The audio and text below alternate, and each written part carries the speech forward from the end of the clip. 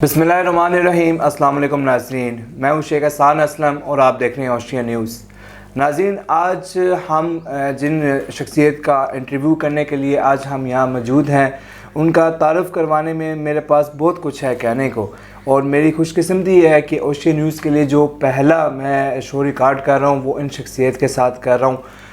PTV news, सच news, बोल FM 88 Chakwal और इसके अलावा रोज़ न्यूज़, KT न्यूज़ और इस तरह के बेशुमार जो TV चैनल्स हैं, नेशनल लेवल के जो TV चैनल्स हैं, उसमें प्राइम टाइम में ये शोज़ करते रहे हैं। इसके अलावा आप को बताता चलूँ कि जो डिस्ट्रिक्ट बार चकवाल है उसके ये प्रेसिडेंट भी रह चुके हैं और इस टाइम ये जनरल सेक्रेटरी भी हैं। और इसके साथ आपको बताते चलूँ कि सोशल वर्कर भी हैं ये, और इस तरह बेशुमार इनके जो हैं तारुफ़ हैं और इंशाल्लाह आज इनसे हम तफसीली गुफ्तगू करेंगे। मेरी मुराद है एडवोकेट अतीक रसूल। अस्सलाम वालेकुम सर। वालेकुम सलाम, thank you so much sir. कैसे बजाज? मेरे अल्लाह का बड़ा एहसान है सर। पहले तो बहुत शुक्रिया कि आपने हमें टाइम दिया। जज़ाकल्लाह। तो सर शुरू से स्टार्ट करते हैं। आप बताएं कि आपने इब्तिदाई अपनी तालीम कहाँ से हासिल की और इसके बारे में हमारे देखने वालों को बताएं। बिस्मिल्लाहिर्रहमानिर्रहीम। थैंक यू सो मच आपका भी और आपके टेलीविज़न चैनल का भी कि आपने जो है वो मुझे मौका दिया आपके साथ गुफ्तगू करने का, बातचीत करने का। जहाँ तक एजुकेशन का ताल्लुक़ है तो मेरा बेसिकली मेरी बर्थ प्लेस कराची है और मेरी जो इब्तदाई एजुकेशन वो भी कराची से है। बल्कि एक इंटरेस्टिंग आपको मैं वाक़या भी सुनाता हूँ। एक दिन टेलीविज़न चैनल पे मैं बैठ के बात कर रहा था कि जी बात हुई कि आपकी एजुकेशन कहाँ से है। किसी ने कहा कि जी हम जो है वो अमेरिका से तालीम हासिल करके आए। दूसरे गेस्ट से उन्होंने कहा जी मैंने लंदन से जो है वो अपनी मास्टर्स की डिग्री की है वगैरह वगैरह। तो मुझसे जो उन्होंने पूछा, मैंने कहा जी मेरी इब्तदाई तालीम कराची से और आला तालीम मैंने चकवाल से हासिल की है। तो मेरा कराची और फिर चकवाल से मेरा जो है वो तालीमी सिलसिला रहा है। इसी तरह मैंने पंजाब यूनिवर्सिटी से जो है वो मेरी जो है लॉ की डिग्री मैंने पंजाब यूनिवर्सिटी से हासिल की है और अब अल्हम्दुलिल्लाह यहाँ पर मैं प्रैक्टिस कर रहा हूँ। और आपसे तारुफ़ में आप कह रहे थे प्रेसिडेंट, मैं जनरल सेक्रेटरी रहा हूँ डिस्ट्रिक्ट बार चकवाल का। अच्छा सर, आप माशाल्लाह 10 साल से जो है वकालत कर रहे हैं, प्रैक्टिस कर रहे हैं, तो सहाफ़त भी आप कर रहे हैं। तो सहाफ़त और जो वकालत है, ये इन दोनों चीज़ों को साथ लेकर चलना लाइफ में कितना आसान है, कितना मुश्किल है? देखें, जब आप बतौर वकील काम कर रहे थे तो आपकी सोसाइटी पर जो है वो बड़ी गहरी निगाह होती है। आप देखते ये हैं कि आपके इर्द गिर्द जो बसने वाले लोग हैं उनको किस किस्म के मसाइल का सामना जो है वो रहता है। अब जब हम बात करते हैं जो फंडामेंटल राइट्स हैं उनकी, और जब लीगल इश्यूज़ की बात करते हैं, हम कानून की पासदारी की या रूल ऑफ लॉ की बात करते हैं, तो कहीं भी हमें कोई ऐसी चीज़ नज़र आती है जो अगेंस्ट द लॉ चल रही है, जहाँ पर कानून की वायलेशन हो रही है, तो उसके लिए आपके पास दो फोरम बड़े बेहतरीन है। एक तो ये है कि आप उसके खिलाफ लीगल रेमेडी जो है वो अवेल कर सकते हैं। किसी के पर्सनल राइट को जो है वो अगर आप उसको वायलेट होता देखते हैं तो उसमें अपना जो आपका प्रोफेशनल आपकी जो ज़िम्मेदारियाँ हैं उनके ज़रिए आप इसको जो है वो कवर अप कर सकते हैं, उसके मामलात को हल कर सकते हैं।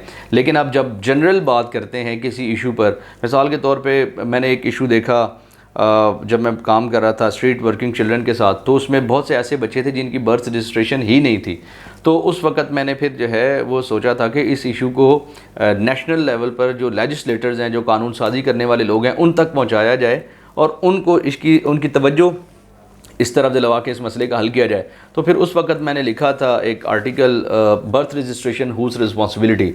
तो वो वहाँ से मेरा जो है वो यूँ समझ लें कि आगाज़ था जब मैंने इस तरह के इश्यूज़ पर कॉलम निगारी करनी शुरू की और अखबारात के साथ जो है वो मेरा सिलसिला वहाँ से बढ़ा। तो बुनियादी तौर पर मेरा जो आप यूँ समझ लें कि सिर्फ टिल्ट करने का जो मामला था वो भी यही था कि लीगल इश्यूज़ को, जनरल पब्लिक के इश्यूज़ को जो है वो हाईलाइट किया जाए और फिर ये अल्हम्दुलिल्लाह सिलसिला चलता रहा इसी तरह से। जज़ाकल्लाह सर। सर आप थोड़ा सा हमें ये गाइड करेंगे, जो आम शख्स है ऐसे कौन से कानून है जो आम शहरी को पता होने चाहिए? देखें, जो सबसे बुनियादी चीज़ है ना वो तो आपके आइन के अंदर लिखा हुआ है, एक फंडामेंटल राइट्स का पूरा चैप्टर है। आपको आम शहरी को, हर एक शख्स जो पाकिस्तानी है, इवन जो पाकिस्तान के अंदर रह रहे हैं, उनको उन फंडामेंटल राइट्स के बारे में ज़रूर पता होना चाहिए। मैं ये समझता हूँ कि हमारी जो यूथ है, या इवन हम लोग तो ये कहते हैं कि हमारा जो करिकुलम है इसका हिस्सा इसको बनाया जाना चाहिए, ताकि उन्हें अपनी जो बेसिक राइट्स हैं जिनको हर सूरत जो है वो इंश्योर किया जाए, मेक श्योर किया जाए, और उनकी जो डिग्निटी है और वक़ार है उन राइट्स का वो हर सूरत जो है वो मुकदम रखा जाए, चाहे वो स्टेट की तरफ से हो, चाहे वो जनरल पब्लिक की तरफ से हो। तो वो ऐसी चीज़ें हैं मैं समझता हूँ कि जिन्हें हर एक शहरी को उनका इल्म होना चाहिए। और वैसे भी कानून के बारे में ये समझता है, कानून ये समझता है कि हर शख्स को इसका इल्म है। कानून ये आपको कभी भी जवाज़ नहीं देता कि आप कहें कि मुझे इस कानून का इल्म नहीं था। मिसाल के तौर पर सिग्नल अगर लगे हुए हैं तो हर एक शख्स को पता है कि उसकी पासदारी करनी है। तो ये कोई नहीं कह सकता कि मुझे चूँकि पता नहीं था कि सिग्नल किस लिए लगे हुए हैं या मैंने कोई कानून की वायलेशन की है, तो ये एक्सक्यूज़ नहीं है। एवरीवन शुड नो कि कानून क्या है। बाकी ये बुनियादी चीज़ें हैं जिनके बारे में हर शख्स को इल्म होना चाहिए। सर, आपने अपनी लाइफ में बहुत से केसेस लड़े होंगे, आपके वालिद साहब भी जो हैं वो वकील रह चुके हैं, तो आप ये बताएंगे कोई ज़िंदगी का ऐसा आपके माइंड में इस टाइम आ रहा हो जो हमारे देखने वालों के साथ आप शेयर करें, जो कोई ऐसा केस आपके जहन में आ रहा हो, कोई ऐसा केस आपके माइंड में आ रहा हो जो हमारे देखने वालों से आप शेयर करें? यार बहुत सारे ऐसे मसाइल जो है वो हमने देखे हैं, केसेस इवन मर्डर ट्रायल भी किए, इसी तरह कंट्रोल ऑफ नारकोटिक्स भी जो है वो किए, पार्टीशन सूट्स भी किए। मतलब आप हर किस्म की वैरायटी जो है वो केसेस की मैंने देखी है। लेकिन कुछ ऐसी चीज़ें हैं जिनमें सही मानों में दिल उड़ता है, तो वो जब आप जो बच्चों के कस्टडी का केस है ना, उसमें आप कंटेस्ट कर रहे होते हैं आइदर वे, चाहे आप फादर की तरफ से हैं चाहे आप मदर की तरफ से हैं, तो उसमें जो डिस्टर्बेंस हो रही है बच्चों के हवाले से, तो उसमें मुझे बहुत ज़्यादा परेशानी हुई। एक दिन मैं केस देख रहा था, तो उसमें अब 3 बच्चे जो हैं वो वालिद के पास थे, 2 बच्चे वालदा के पास थे, और उसमें एक बच्चा ऐसा था कि जो मेडिकली जो है वो उसको ट्रीटमेंट की बहुत ज़्यादा ज़रूरत थी। तो उस बच्चे को ओन करने की तरफ दोनों जो है वो तैयार नहीं थे। जो ना मदर उसको अपने पास रखने को तैयार थी कि मेरी फाइनेंशियल कंडीशन मदर कहती थी कि अच्छी नहीं है, इसी तरह फादर जो है वो कहता था कि मैं जो है वो बाकी बच्चों की मेंटेनेंस पे करूं या इसका ख्याल करूं। तो ऐसी सूरत हाल में मुझे बड़ी एक अजीब सी जो है वो फीलिंग आई थी कि ये कैसा हमारी सोसाइटी जो है वो कैसे बहरान का शिकार हो रही है, हम इन्हतात का शिकार हो रहे हैं, हमारा जो फैमिली सिस्टम है वो बहुत ज़्यादा डिस्टर्ब हो रहा है। तो वो उस वक्त मुझे उस बच्चे की जो कंडीशन है और उस बच्चे के पेरेंट्स की जो सिचुएशन है वो देख के मुझे बड़ी परेशानी हुई थी। मैं समझता हूँ कि इस तरह के मसाइल हमारे यहाँ बहुत ज़्यादा, और फैमिली केसेस में बहुत ज़्यादा हमारा जो सोसाइटी का सिस्टम है वो डिस्टर्ब हो रहा है। सर, रूटीन से हट के आपसे एक सवाल करना चाह रहा हूँ कि आपने अपनी लाइफ में बेशुमार केसेस लड़े होंगे, कभी आपने फ्री ऑफ कास्ट अल्लाह की रज़ा के लिए किसी मुस्तहिक बंदे का भी यकीनन केस लड़ा होगा? तो अल्हम्दुलिल्लाह मैं बल्कि ये आपको एक और वाक़या सुनाता हूँ। अंकल सरगम फ़ारूक कैसर जो हैं उनके साथ एक टीवी प्रोग्राम में मैं बैठा हुआ था, तो ब्रेक हुई जब, तो मुझे अंकल सरगम कहते हैं कि यार वकील तो जो है ना बहुत ज़्यादा पैसे लेते हैं और पैसे के बगैर वो केस नहीं करते। तो मैंने कहा ये एक मिसकंसेप्शन है, ये लोगों के अंदर जो है वो एक ऐसा गलत किस्म का मिथ है, ऐसा है नहीं। वकील आप डिस्ट्रिक्ट बार, अगर हम चकवाल की बात करते हैं, आप डिस्ट्रिक्ट बार चकवाल में आएँ और किसी को जाके वकील को कहें बार के अंदर कि जी मेरे पास पैसे नहीं हैं, और इनफैक्ट आपके पास पैसे ना हो, तो वो आपको, मेरा नहीं ख्याल कि कभी जो है वो आपको बग़ैर पैसों के जो है वो आपका केस लड़ने से इनकार कर देगा। यहाँ पर बहुत सारे ऐसे लॉयर्स हैं जो इवन बताना भी नहीं पसंद करते कि वो किस तरह की जो है वो लोगों की मदद कर रहे हैं, फ्री लीगल एड भी दे रहे हैं और पैसे भी अपनी तरफ से लगा के देते हैं। मैंने कई अल्हम्दुलिल्लाह केसेस किए, बल्कि मेरी अपनी टीम को भी और अदरवाइज़ भी मेरी उनसे रिक्वेस्ट भी मैं करता रहता हूँ कि यार कोई अगर ऐसा शख्स आए, कोई भी जिसके पास आपको एहसास हो कि पैसे नहीं है और वो अगर कह रहा है कि मेरे पास पैसे नहीं है, तो आप उसका केस ज़रूर करें। मैं गुज़श्ता दिनों बल्कि एक ऐसा खातून एक मेरे पास आई, बेचारी बहुत ज़्यादा उसकी जो है ना वो हालत ख़राब और अजीब सी कैफियत में, उसने कहा जी मेरा ससुराल और उन्होंने बच्चा छीन लिया है, बच्चे की उम्र कोई 8 माह है और जो है वो मुझे उन्होंने घर से निकाल दिया है और बच्चा जो है वो इस वक्त वो भूखा बिलख रहा होगा। तो अल्हम्दुलिल्लाह फिर मैंने उसका अपने फ़ौरी तौर पे जो है वो उसका केस मैंने फ़ाइल किया और उसको फिर बच्चा उसी दिन होता तो वैसे ही है कि अमूमन वेरी नेक्स्ट डे होता है, लेकिन मैंने जज साहिबा उस वक्त खातून थी, उनसे रिक्वेस्ट की एस जज साहिबा, तो उन्होंने फ़ौरी तौर पर ऑर्डर किया SHO को और विद इन 3 आवर्स बच्चा जो है उसको मिल गया था। इस तरह के बहुत सारे केसेस हैं अल्हम्दुलिल्लाह। मैं भी, मेरी टीम भी और इवन डिस्ट्रिक्ट बार के लॉयर्स भी मैंने 2-3-4 ऐसी बार्स में देखा है कि जहाँ पर बाकायदा ग्रुप्स की शक्ल में लोग जो है कर रहे हैं।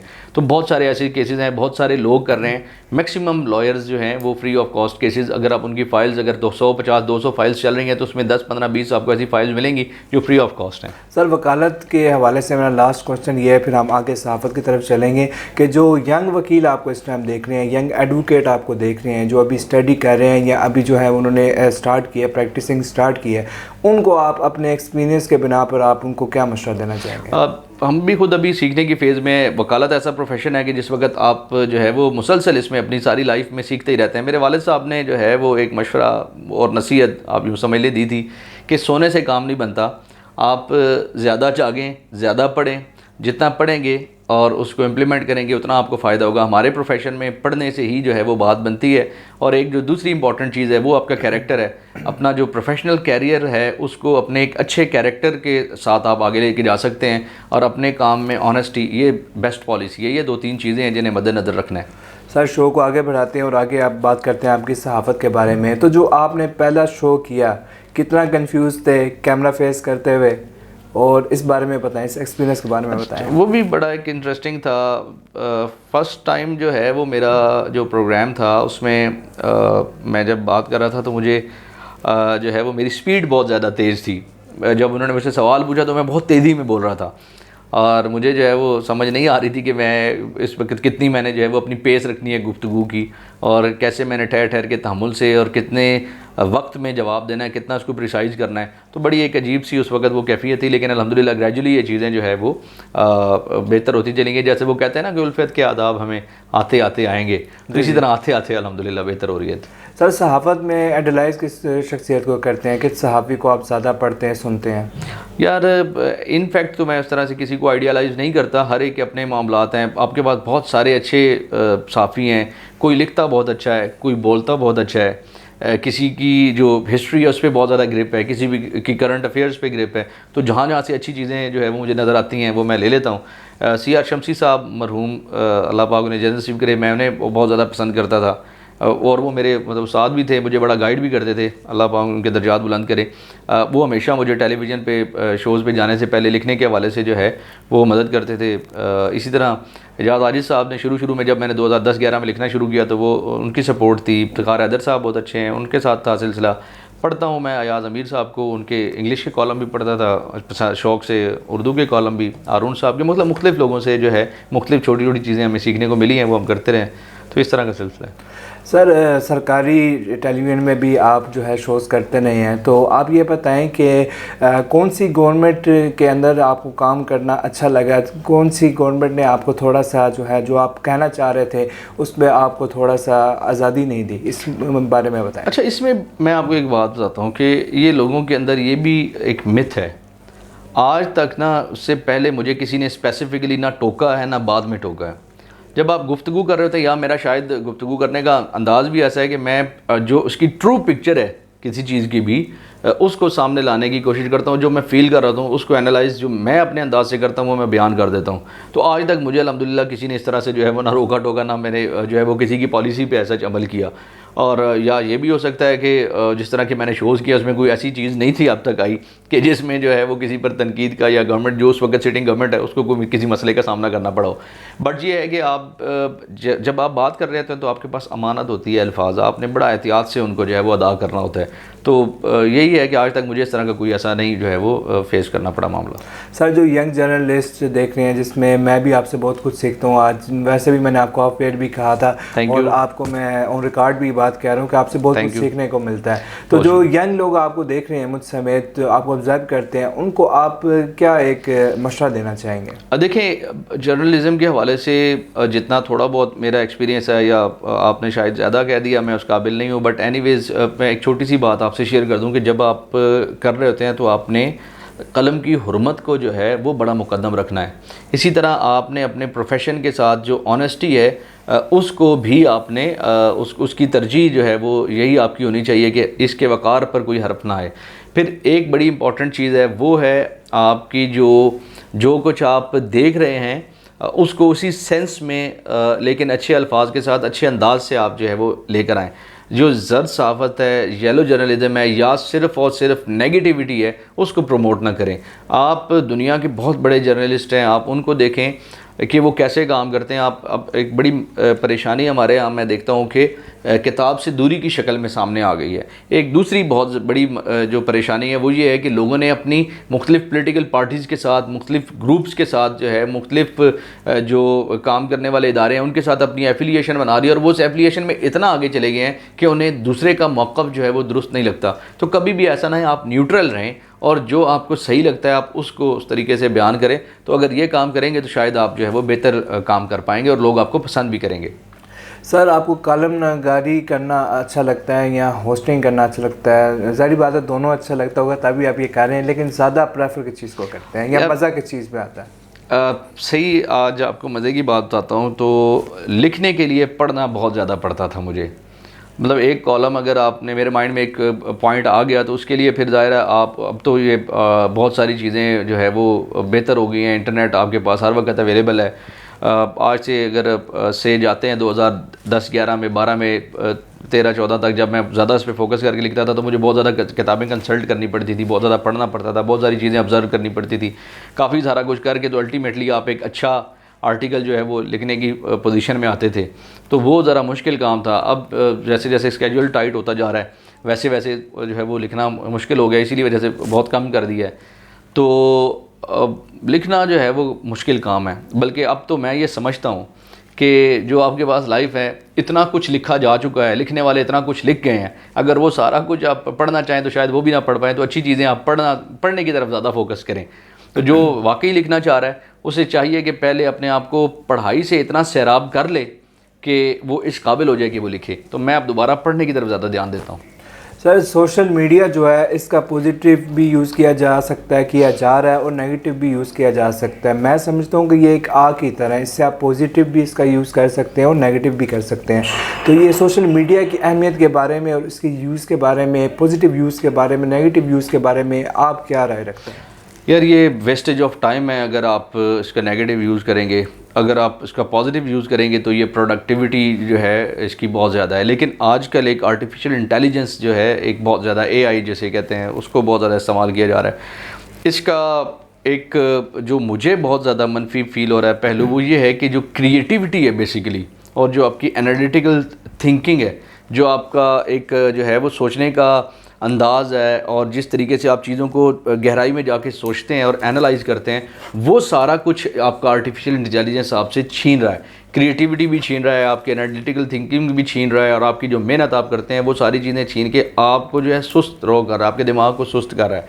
तो मैं ये समझता हूँ कि इसका इस्तेमाल ज़रूर करें, लेकिन थोड़ा करें। एक तो इसका इस्तेमाल कम करें, और दूसरा इसको बाकी चीज़ों से थोड़ा सा दूर रख के, और इसका इस्तेमाल करने का जो अंदाज़ है वो सीखें कि आप इसको कैसे इस्तेमाल करें तो ये सिर्फ आपके फ़ायदे का हो। मेरे ख्याल में तो इस पर बाकायदा ट्रेनिंग देने की ज़रूरत है कि लोग कैसे इसको इस्तेमाल करें। AI तो आ गया है, लेकिन अगर आप बच्चों के अंदर ये सारी चीज़ें अभी ही दे देंगे तो उनके सोचने का अंदाज़, उनकी क्रिएटिविटी और उनकी जो प्रोडक्टिविटी है वो कम हो जाएगी। तो नुकसान का एहतमाल मुझे ज़्यादा लग रहा है। सर, आगे बढ़ते हैं, चकवाल सिटी के बारे में बात करते हैं। चकवाल सिटी की हमारे देखने वालों को बताएं कि तारीख़ क्या है और इसका आप मुस्तकबिल क्या देख रहे हैं? ये तारीख़ चकवाल की भी एक तो तारीख़ ये है कि यहाँ पर करोड़ों साल पुराने आपको फॉसिल्स भी नज़र आते हैं। अगर आप कटास में जाके देखें तो कटास राज के जो टेम्पल्स हैं और जो वहाँ पर जो तालाब है, उसकी अपनी एक तारीख़ी और मज़हबी एक हकीकत है और उसकी मज़हबी अहमियत है। इसी तरह अगर आप तख्ते बाबरी को देखें, यहाँ पर औलिया के मज़ारात को देखें, तो आपको चकवाल की अपनी एक हर पहलू पे, मुख्तलिफ मज़हबी पहलू से देखें तो अलग तारीख़ है। अगर इसकी आर्कियोलॉजिकल पहलू से देखें तो अलग तारीख़ है। अगर आप जो जंगलात हैं यहाँ के, दिलजब्बा के पहाड़ हैं और दीगर जो रख दरेंगन वगैरह है, जो रखे हैं, इनके हवाले से देखें तो इसकी जो हिस्ट्री है शिकार के हवाले से, यहाँ पर बड़े बड़े जो नामवर हुक्मरान थे, चाहे सदर अयूब की शक्ल में हो चाहे दीगर उनकी शक्ल में, यहाँ पर आते रहे हैं। इसी तरह अगर आप इसकी सिचुएशन करंट है उस पर देखें तो यहाँ पर बहुत सारे डैम्स आपको मिलते हैं। कलरकार झील की अपनी अहमियत है, और जहाँ पर सयाहों के लिए बहुत ज़्यादा जो है वो ऐसे स्पॉट्स मौजूद हैं जहाँ पर वो विज़िट कर सकते हैं, देख सकते हैं। तो चकवाल की इन पहलुओं पे तारीख़ी भी अपनी हकीकत है, इसकी जो खूबसूरती है उसके हवाले से अपनी इसकी हकीकत, हैसियत और हकीकत है। सियासी हवाले से अगर बात करें तो चकवाल का जो चकवाल की सरज़मीन है, यहाँ पर इसने बेनज़ीर भुट्टो को भी देखा, यहाँ पर जो बड़े बड़े लीडर्स हैं उनको भी देखा। इसकी अपनी हर पहलू से आपको एक ख़ास तारीख़ मिलती है। यहाँ पर आपको जो है वो बज़्म शामराद की शक्ल में शामराद के जो फॉलो करने वाले लोग हैं वो भी आपको मिलते हैं। तो चकवाल आप इंतहाई, मैं समझता हूँ कि रिच सरज़मीन है, जिस एंगल से भी आप देखना चाहें। यहाँ पर आपको जर्नलिस्ट बड़े मिलते हैं, यहाँ पर आपको जर्नैल बड़े मिलते हैं, आपको वकील जो है वो बड़े मिलते हैं। यहाँ पर रज़ाउल हसन ज़ैदी साहब जैसे 1958 से अल्हम्दुलिल्लाह वो प्रैक्टिस कर रहे हैं। अल्लाह पाक उन्हें सेहत और लंबी ज़िंदगी दे अपने प्यारे महबूब सल्लल्लाहु अलैहि वसल्लम। तो आपको हर पहलू पे चकवाल की अहमियत, चकवाल की खूबसूरती नज़र आती है। आप जिस एंगल से भी इसको देखना चाहें। तो मैं समझता हूँ कि सियासी हवाले से भी, समाजी हवाले से भी, सयाहत के हवाले से भी चकवाल बहुत रिच है। सर, आज से 10 साल के बाद चकवाल सिटी को आप कहाँ पर देखते हैं या कहाँ देखना चाह रहे हैं? आज से 10 साल पहले मैंने चकवाल को वैसे देखा ये था कि यहाँ पर ट्रैफिक के बहुत ज़्यादा मसाइल होंगे, बड़ी कंजस्टेड हो जाएगी। अगर आप तहसील चौक से टुवर्ड्स जो है वो कम्प्लेक्स अगर विज़िट करें तो जो तलागंग रोड है आपकी, वो अब बहुत ज़्यादा रशी होती चली जा रही है। वहाँ पर आपको प्राइवेट व्हीकल में ट्रैवल करना बहुत ज़्यादा आपके लिए परेशान कुन। और ये 10 साल पहले मैंने अंदाज़ा कर लिया था कि जिस तरफ दोनों साइड पे कंस्ट्रक्शन हो रही थी, पार्किंग आपको नहीं मिल रही थी, रोड की चौड़ाई जो है वो कम है। इसी तरह छप्पड़ को भी अब चलें कुछ बेहतर कर दिया गया है, लेकिन वो CR शमसी साहब मरहूम कहते थे कि ये छप्पड़ जो है वो उसी छप्पड़ के अंदर ही रह गया है। तो जो प्रोग्रेस, जो डेवलपमेंट होनी चाहिए थी उस तरह से वो अभी नहीं हो पा रही। चकवाल शायद इस्लामाबाद के साए में आ गया है, इस वजह से उसकी प्रोग्रेस उस तरह से नहीं है। आगे आने वाले दौर में एक बेहतर है, यूनिवर्सिटी ऑफ चकवाल जो है वो आ गई है, UET टेक्सला की ब्रांच, दानिश स्कूल आ गया, दूसरे स्कूल्स बन गए हैं।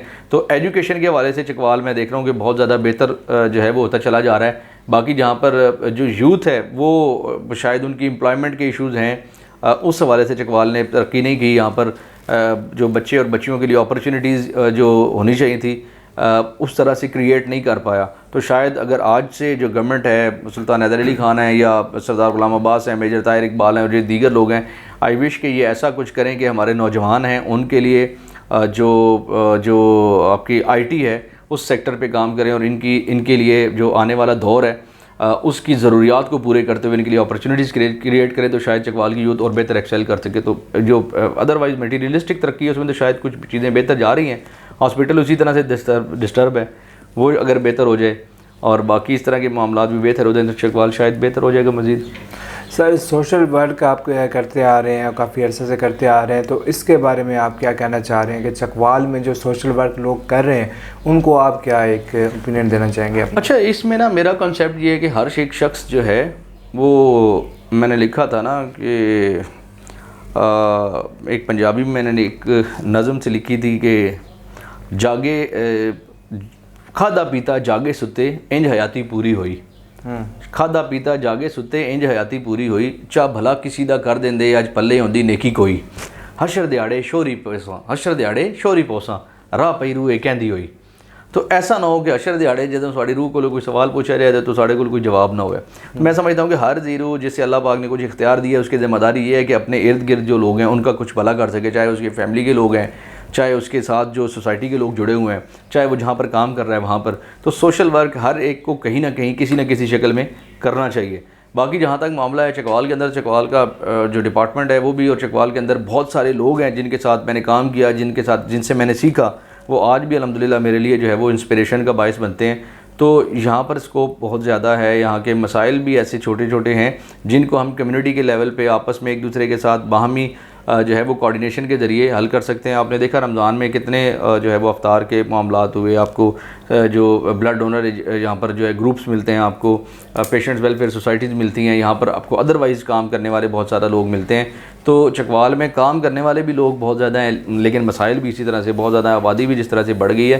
तो हर एक इंडिविजुअल को मैं समझता हूँ कि एक छोटा सा काम एक दिन में अगर वो नहीं कर सकता तो हफ्ते में कहीं कर ले। अगर इस तरह की सोच हो जाए तो शायद बेहतरी हो जाए। सर, आपकी गुफ्तगू से मुझे भी बहुत कुछ सीखने को मिला और उम्मीद करता हूँ कि देखने वालों को भी बहुत कुछ सीखने को मिला होगा। लास्ट में थोड़ा सा मैं लाइट नोट में आपसे बात करना चाह रहा हूँ, ज़ाती नोयत की कुछ क्वेश्चन करना चाह रहा हूँ। तो तन्हाई पसंद है आप? नहीं, मैं ऐसा सच तन्हाई पसंद नहीं हूँ, लेकिन ये है कि कभी कभी मैं ब्रेक मुझे ज़ाहिर है लेनी होती है। कभी मैं शायद वो 10-15 दिन के बाद बिल्कुल संडे जिसे आप कहते हैं ये वीकेंड है, उसमें मैं फिर बिल्कुल अकेला, मेरी ख्वाहिश होती है कि मैं बैठूँ और अपनी जो मेरे लिखने के काम है या पढ़ने के काम है या जो मुझे शौक़ है नेट सर्फिंग का, बेसिकली मैं कुछ चीज़ें सर्च करता रहता हूँ। तो मेरी ख्वाहिश ये होती है कि फिर मैं कोई और काम ना करूँ, सिर्फ वही करता रहूँ। नेटफ्लिक्स आप देखने का टाइम आपको मिलता है, फिल्म्स वगैरह सीज़न वगैरह कौन से?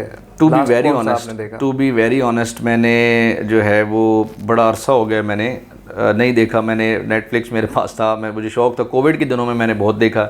उसके बाद से अब सच्ची बात आपको बताऊँ तो मुझे वक्त नहीं मिलता, अब मुश्किल हो गया है, क्योंकि मेरा काम भी अल्हम्दुलिल्लाह वो भी अल्लाह का शुक्र है उस पर फोकस ज़्यादा होता है, फिर टेलीविज़न की मसरूफियात हैं और उस तरह की चीज़ें, तो देखने का शौक़ बड़ा है लेकिन मैं देख नहीं पाता।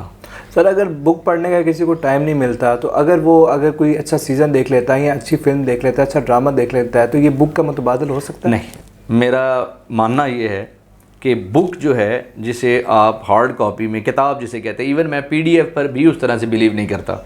मैं बुक को ही समझता हूँ कि अच्छी चीज़, और मेरे अल्हम्दुलिल्लाह सराहने कोई ना कोई जो है वो तंज़ो मज़ाक की या कोई सीरियस बुक ज़रूर पढ़ी होती है, और मैं साथ साथ थोड़ा थोड़ा ही पढूँ, चाहे एक सफ़ा आधा सफ़ा पढूँ, लेकिन मैं रेगुलरली पढ़ता हूँ। हाँ, एक और चीज़, अखबार बहुत ज़्यादा ज़रूरी है। अखबार मैं पढ़ता हूँ और रेगुलर पढ़ता हूँ। मेरे वालिद साहब मरहूम जो है वो डॉन अखबार उस वक्त पढ़ते थे। एक नवाए वक्त तो हमारे पास होती थी, हर जुमे को वो भी आती थी। तो डेली अखबारें दो तीन डेली जो है वो मेरी आदत है, कॉलम भी इस तरह से। तो किताब और अखबार से दूरी मैं समझता हूँ कि जिसने करंट अफेयर्स के हवाले से अपडेट रहना है वो नेशनल और इंटरनेशनल, इवन इंटरनेशनल अगर आप साफ़त करनी है और सारी चीज़ें देखनी है तो आपको इंटरनेशनल जराइद, इंटरनेशनल न्यूज़पेपर, इंटरनेशनल जो इंटरव्यूज़ है वो देखें। बाकी जो नेटफ्लिक्स पे आप सीरीज़ जिनकी बात कर रहे हैं वो एक अलग चीज़ है, उसमें से आपको चीज़ें जो है वो मिल सकती हैं, बट किताब की और अखबार की अपनी अहमियत है, वो मुसलमा है, उसको आप नहीं छोड़ सकते। सर शायरी से भी आपको शगफ होगा, जी अल्हम्दुलिल्लाह। तो कोई शेर सुनाए हमारे देखने वालों को। मैंने एक पंजाबी आपको सुनाई। दो चीज़ें हैं जिसे मैं करता हूँ फैसिनेट। एक मेरी अपनी नज़म है, गुरूर मत कर तू पा के मंजिल, जुड़ा है इससे ज़वाल गाफिल। जो दी थी सांसें कहाँ गुजारी, उठेगा इस पर सवाल गाफिल। तौफीक ना हो और तू बोले कहाँ है तेरी मजाल गाफिल। ये एक मैंने उस हवाले से लिखा था कि बंदे को आजिज़ी में रहना चाहिए। एक मेरा अपना पसंदीदा जो है, बईद इंसान से नहीं है कभी कहीं कोई भूल होना, गलत रास्ते पर न चलना, मुबादा सीखो फजूल होना, रहा है किस्मत के फ़ैसले पर हर दुआ का कबूल होना, किसी का नुक्ता उरूज हो तुम, ये इसकी जान है, किसी का नुक्ता उरूज हो तुम, मत किसी के रास्ते की धूल होना। अच्छा सर, ये बताएं कि आप कौन से जो शुराए कराम हैं उनको ज़्यादा पढ़ते हैं, कौन से पोइट्स को ज़्यादा पढ़ते हैं? फैज़ अहमद फैज़ साहब को पढ़ते हैं या किन को पढ़ते हैं? अल्लामा इकबाल को पढ़ते होंगे यकीनन, ज़्यादा किन को आप जो है वो पढ़ते हैं या पढ़ते थे? मैं तकरीबन सबको, मैं आपको बताया मैंने किसी को छोड़ने की कोशिश नहीं की कि मैं इसको छोड़ दूँ, इसको पढ़ लूँ।